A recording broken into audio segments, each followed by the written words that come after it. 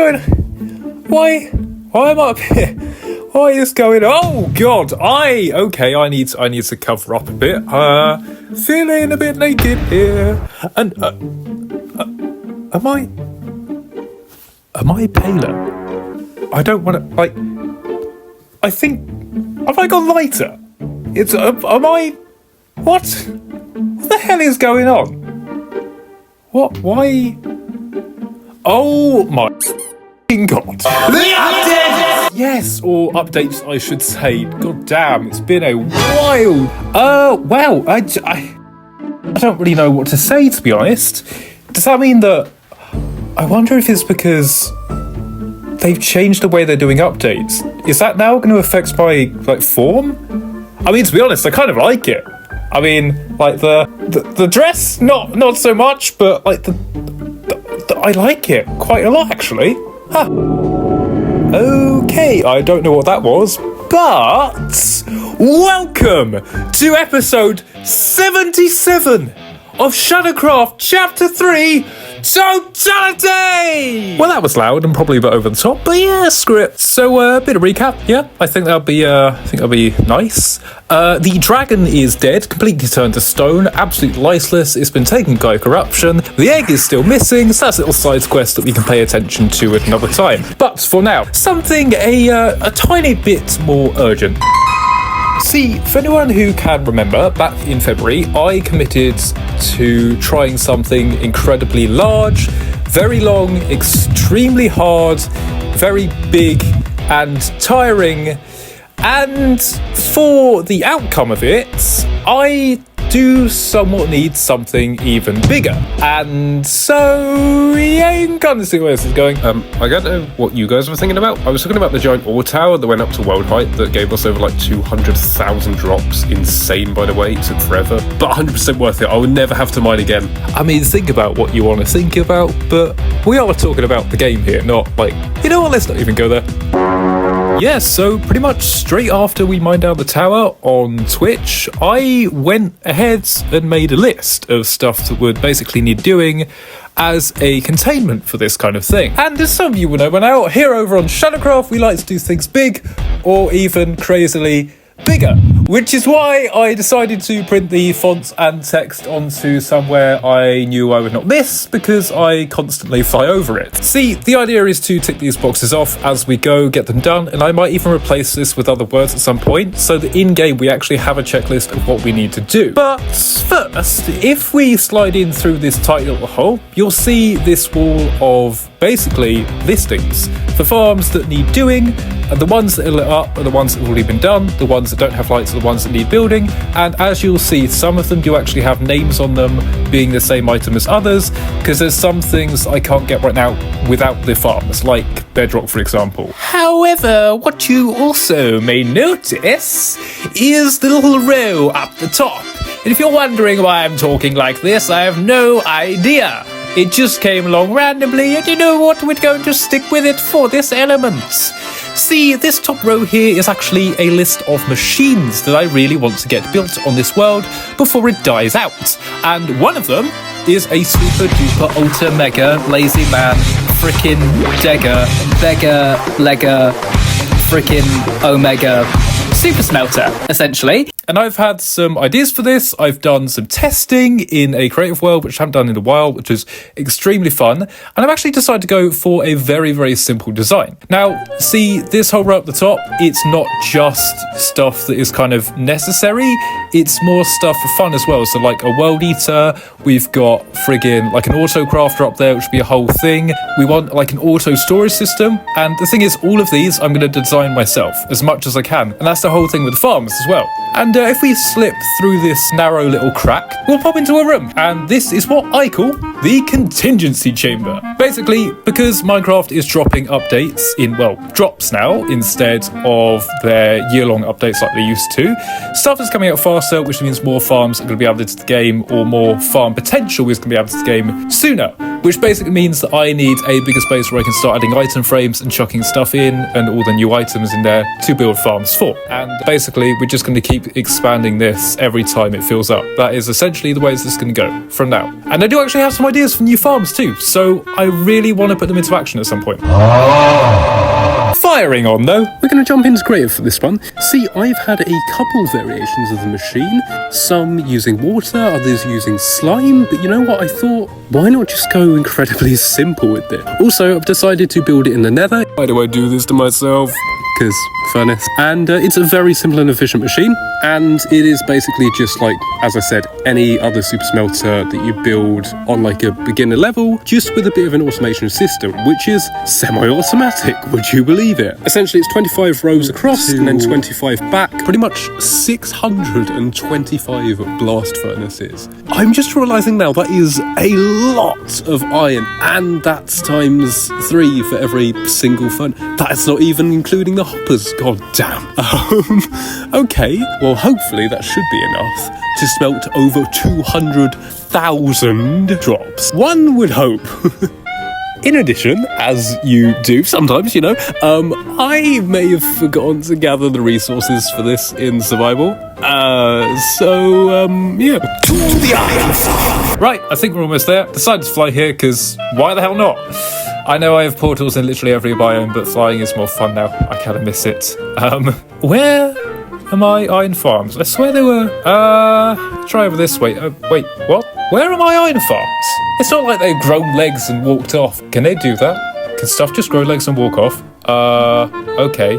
I'll keep looking, it's fine. I'm sure they're around here somewhere. Who misplaces an iron farm? Hey, the Editing Shadow here. So, as it would maybe possibly turn out, I went to the right biome but the wrong coordinates. See, I've been to 2 dark oaks in my time, but I didn't quite remember which one I'd been to for the iron farms, because there was a whole thing about it. Anyway, we got there in the end, and the rest is history, so yeah, let's just leave it there. We finally made it!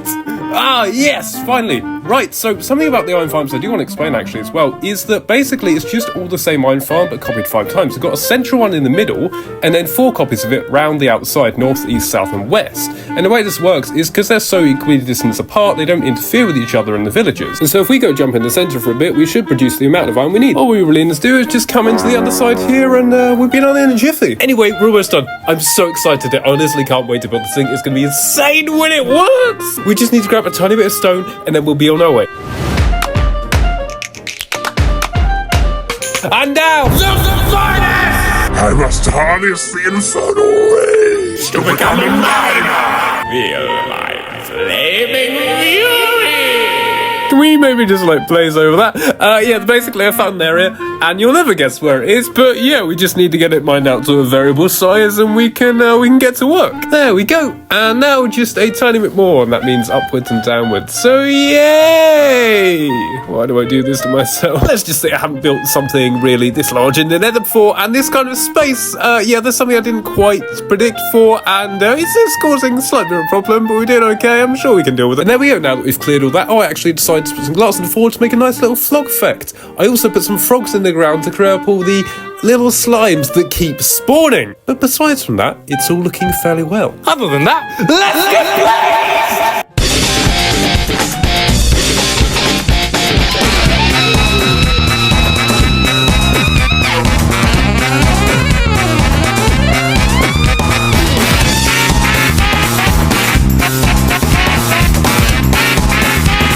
Now it'd just be the inputs and outputs and this very lovely specific shape here, as you can see. All the way down there, just a bunch of them.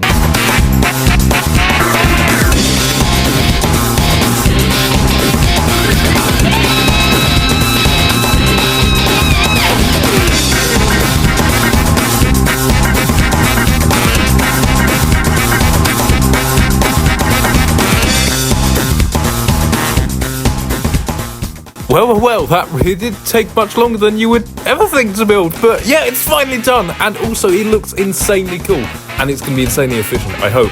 Also, the way that it works is really, really cool. I think they move like that because of the repeaters, but it's a really mesmerising and satisfying effect. But of course, what is the point of a stupidly large super smelter without an absolute stupendous amount of thing to smelt?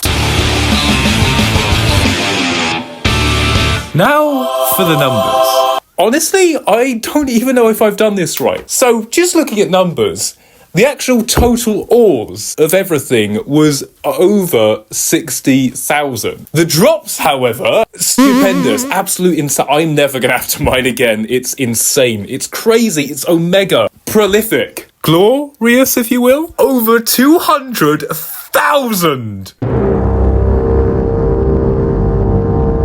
Drop. What was that? Did it say age of Infida? Slightly ominous, but it should be fine. Anyway, right, well, I've brought all the ores over. All we need to do now is unleash the flames of hell. Feel the food. Hey, look, it's working. This is gonna take a while, isn't it? Even with this many blast furnaces, I think we might have to just... it's done! The time it took, though. You know what? Worth it. We're not even gonna go there. And, yeah, it's basically all in these shulker boxes. The crazy thing is, though, even in shulker box form, the load fills me to the brim. But coming back to the overworld, you, as much as I, must be thinking, how in the hell are you going to store this? We could turn it into blocks, but where's the fun in that? And so, as many of you know by now, I like to cause myself as much pain, torment, and torture when it comes to massively large, omegally stupid, stupendous, crazy, omega, stupid, prolific projects. But without any further ado...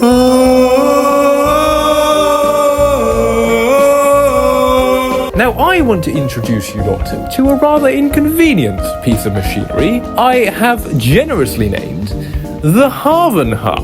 Essentially, a machine made up of many halves of things that together should not entirely work, yet somehow they do, involving various new and old game mechanics. See, it's quite simple, really. The very first really quite simple step is to go over to one of these input chests, chuck some stuff in that we want to be stored. Very next thing to do, make sure you do this in the right order, is to click this button to activate the water, make sure the blocks are pulled out, and then go ahead and flick this lever, which is going to send our items up using one of the best game mechanics ever, which has been in the game for so long, and I love it and use it till this day, and it is so incredibly satisfying. It's basically a waterless elevator. All it is a stack of glass blocks going up with whiz blocks surrounding it, meaning the items can't escape but are forced upwards, and you can see them because it's glass. If you have a hole in that glass, however, it shoots out the side with some water to propel it across into the hoppers, which go into the chests. I had to switch worlds because the game crashed for some reason, but if we flick this handy dandy lever here and then flick this one here, all the items shoot to the top because there's no blocks pulled out for output, which means we now have control over the output options on which levels we want the items to shoot out over the certain hopper lines in which they're going to be stored. But of course, without any further ado... And there we go, beautiful. One done, two to do. Gliding swiftly onwards, however, well, this is amazing. I'm shiny, I'm beautiful, I'm amazing, everything is so full of life and realistic. I am loving these natural Minecraft shaders. Also, this is my first time using them, like ever. They literally came out overnight while I was planning to build in the area, which is awesome. However, as you may have just seen, there was a big C in the sky. There's also a letter over here, another one here, and another one here. Now for their actual purpose, the water looks amazing, by the way, haha!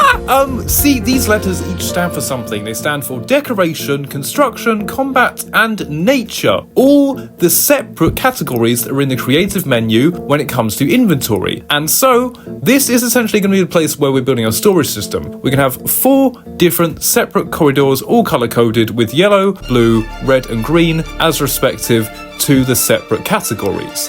And within each of them, we can have every single block that you would get in the creative menu, even the ones you're not really allowed to get, like bedrock and end portal frames and stuff like that. But of course, would you believe it, this massively large ensuing project has already been completed.